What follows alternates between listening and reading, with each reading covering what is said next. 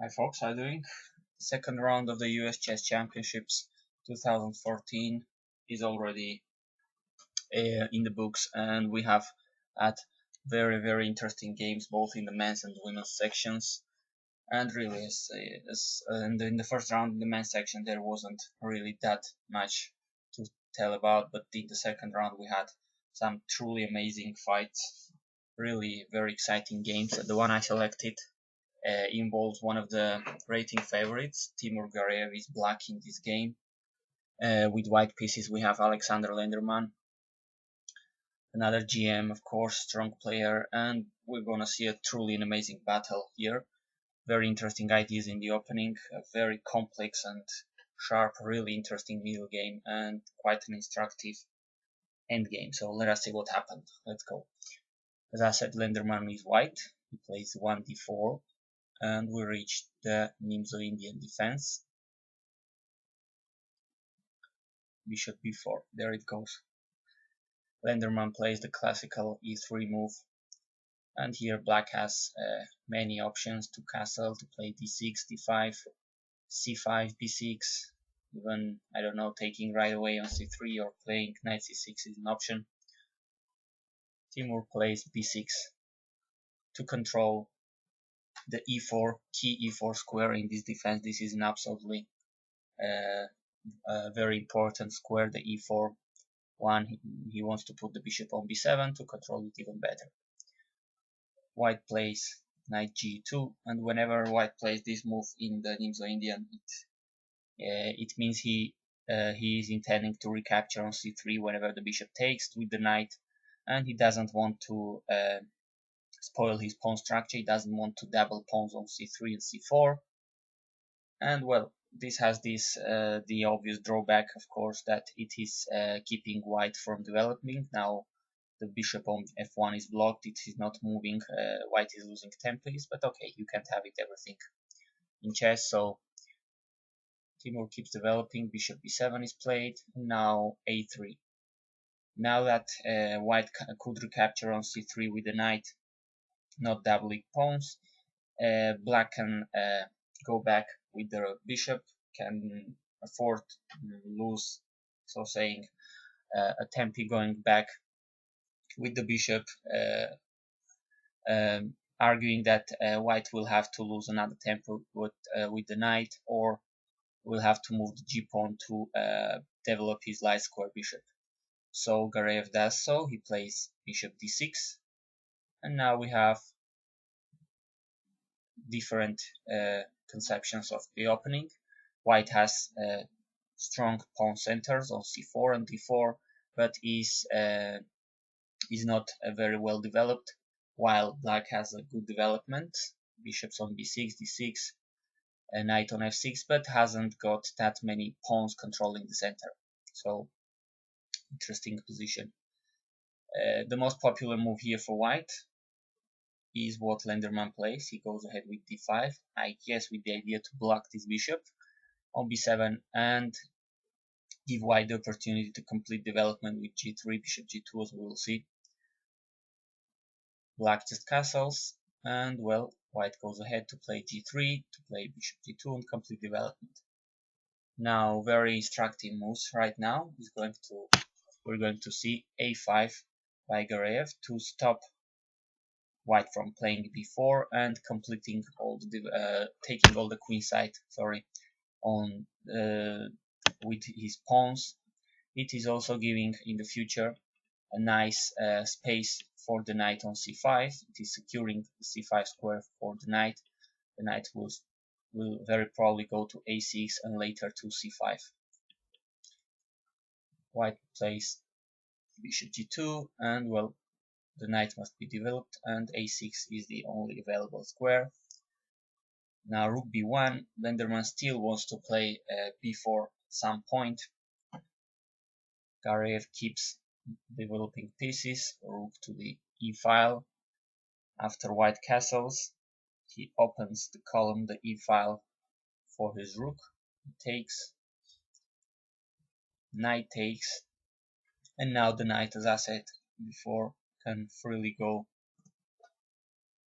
At least it seems so. He can go to the c5 square where it is nice placed, controlling light squares here in the center, and particularly the e4 square, as we saw. This is a very key square in this opening, in this defense, and well, both knights of black and the rook are controlling this square. Now position is more or less roughly equal. Black has a blocked bishop here on b7, but it doesn't matter that much because d5 could eventually be a weakness, even a weakness for white. So well, the position is roughly balanced here. Here Lenderman starts to play. Interestingly, he plays b4, a takes. Now the knight must go somewhere. It goes to e4. A couple of knights are exchanged here, and Alexander Lenderman plays f3.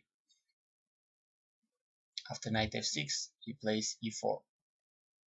He's blockading his own bishop on g2, but in exchange he has a very interesting looking pawn chain here in the center / king side, which could be eventually quite dangerous for black, because if it starts to move upwards, it could create black some problems. Now queen e7, very logical. The pawn on b4 is now under attack, and Lenderman goes ahead and sacrifices it. Here is where probably the most interesting part of the game starts. Very interesting battle on the middle game we're gonna see right now. Lenderman plays knight to e4, sacrificing the pawn for initiative. Bishop takes. Now the knight goes to f5, attacking the queen. Intermediate move, bishop c5 check. The queen must go to h1. Now queen back to d8. Bishop g5 is played here. It seems a very reasonable move, developing a piece, pinning the knight. But I mean, at least my engine says this is a mistake, a huge one, and it's a pity I wasn't on time to see this part of the game on live stream, because I'm sure the strong and very interesting commentators, Yasser Serwan, Shahadi, and Morris actually would be commenting on this, because at least my engine says that here black could be already winning with the amazing bishop a6 move. Let's see what happened there. I mean, this wasn't played right away, the bishop a6 move, but this was surely one of the most amazing possibilities of the game, one of the most beautiful lines in this game. Now it is clear black is attacking the rook with the bishop, and both bishops are really giving white not much choice to move his rook. Now the engine suggests just to give up the exchange with queen c2, bishop takes, rook takes, and now black has lots of material advantage. He's up in exchange and the pawn, but still the position may not be that clear, because black's pieces are a little cramped. They lack space to move. There is this nasty pin, but that's why white is not completely lost yet. Otherwise this match material advantage would be completely decisive. But well, this may be still a little playable, not that clear. But the truly amazing lines happen after bishop a6, and not the queen c2 move, but the move which may seem most reasonable to amateurs' eyes.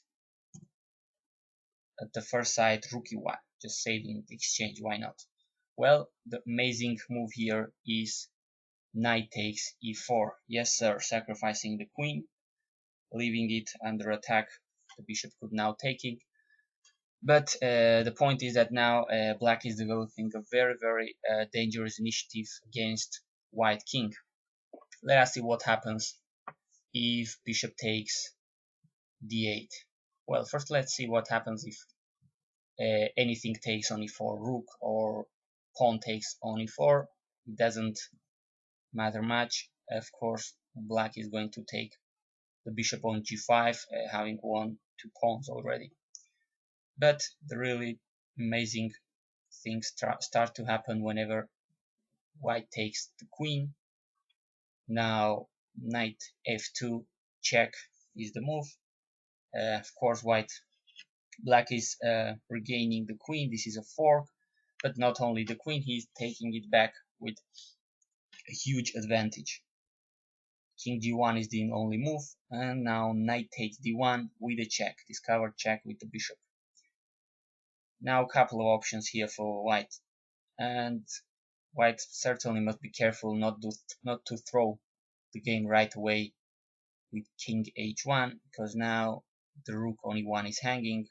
Rook takes e1 check, bishop f1, bishop takes f1 with already mating ideas.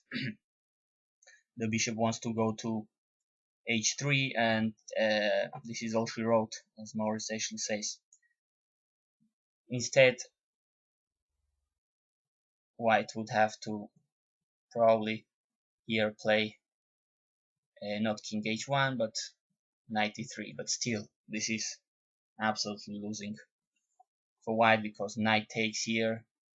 There are still possibilities for discovered check, and if the king goes away from that discovered attack, black wins the house, takes the bishop on d8, and he's up 2 pieces and 2 pawns. Well, this was truly an amazing combination, and I'm not sure why this wasn't play. I mean, of course, it's easy to see this with the engine, but being a very strong GMs, you are supposed to more or less see these kind of things. But okay, it would be interesting to have seen this live, what were they thinking, the commentators, etc. But this wasn't placed. This wasn't played in the game. After bishop g5, d6 happened, just controlling the e5, important e5 square. Now f4, and it is now where Gareev plays bishop a6, and there is a little difference with the previous line, which is making this much less dangerous for white. After rook e1, the point is that now knight takes e4 isn't that strong for black. In fact, it is losing for black, because white can easily take on e4, as the bishop on g5 is now protected with the pawn on f4. Just take a look at this position and this one, because here the bishop on g5 is not protected, and if the rook took, the queen couldn't easily take it. Now there is difference with this position, where if knight takes e4, rook could take because the bishop is protected on g5. Still, the battle is still very interesting, but it seems they missed a really interesting line there. So after rook e1, Gareev goes back with his bishop to c8. He wants to exchange it. He's not very great bishop for this dangerous knight on f5.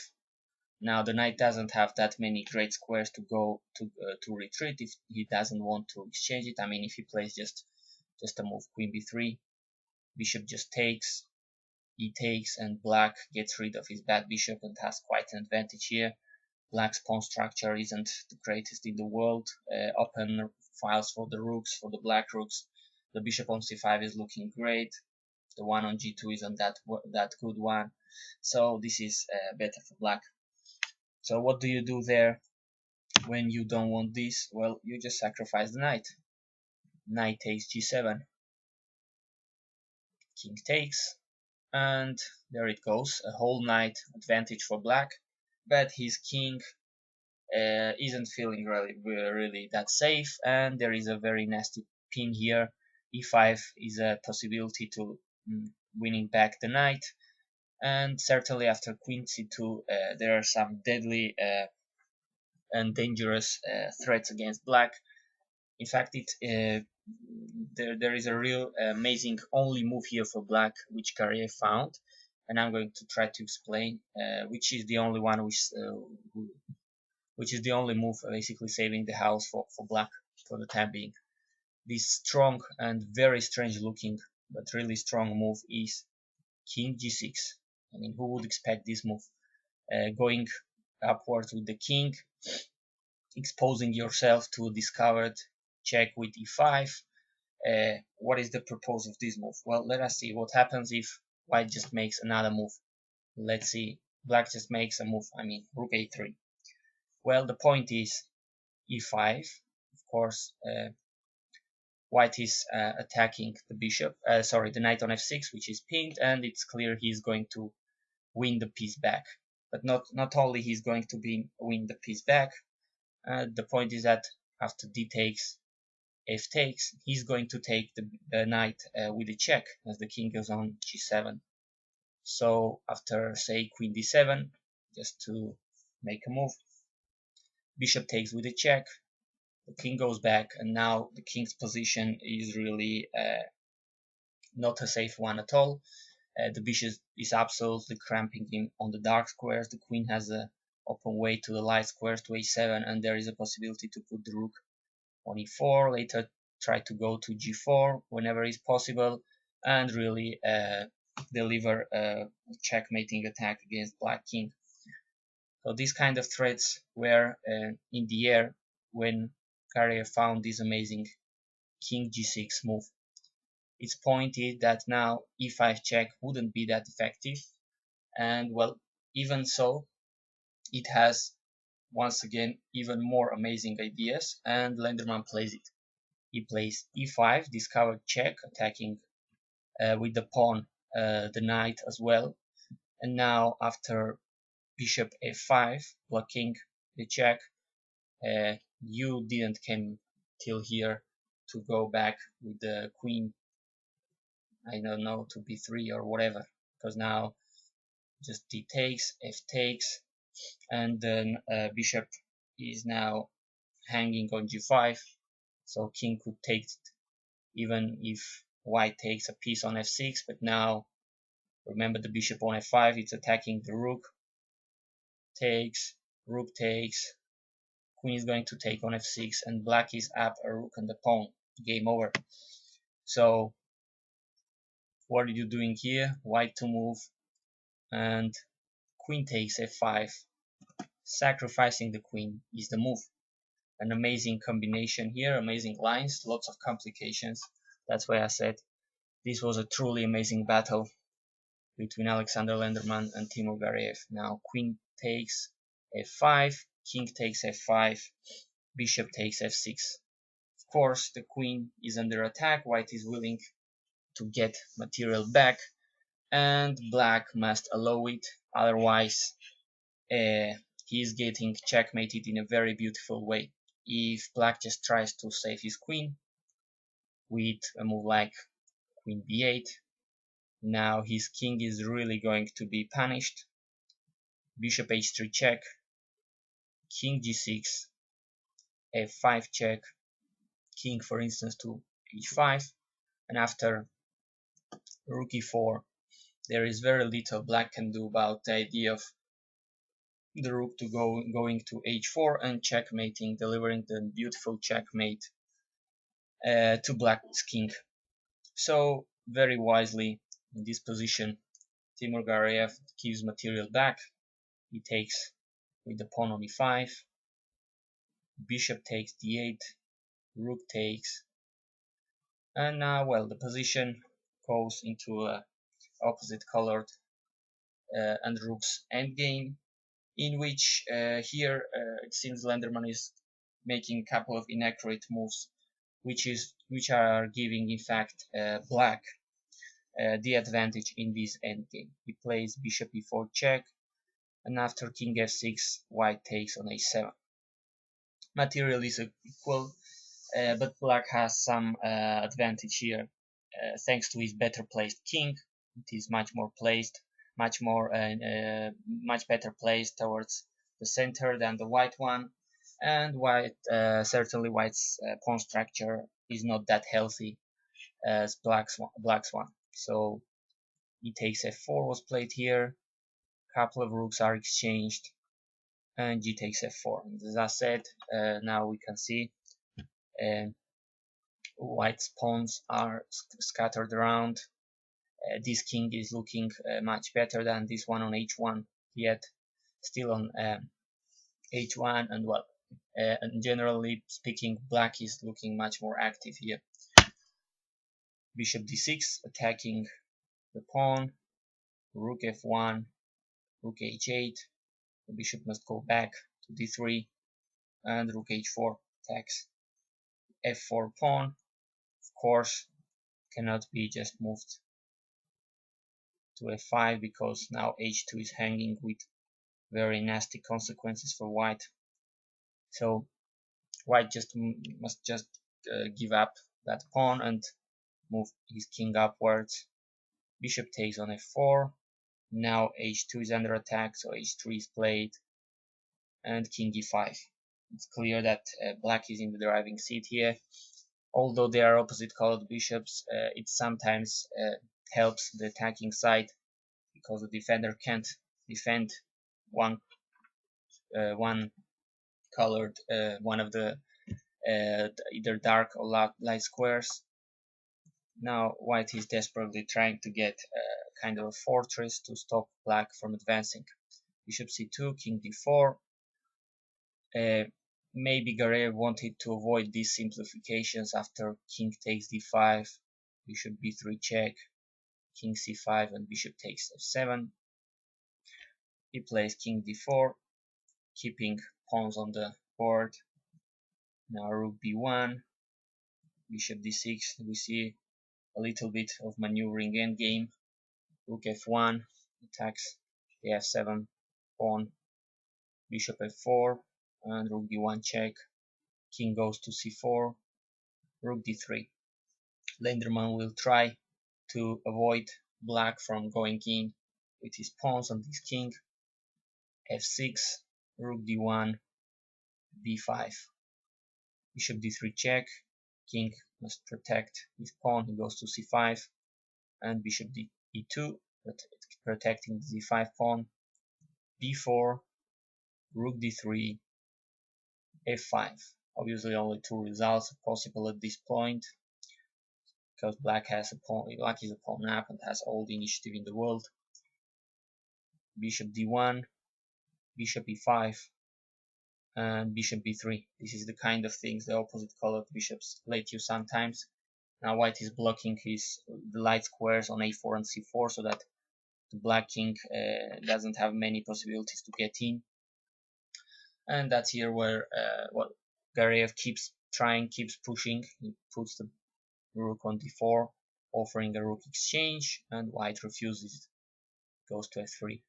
After rook d2 check, king g1 is played. Now the white king's position is even worse.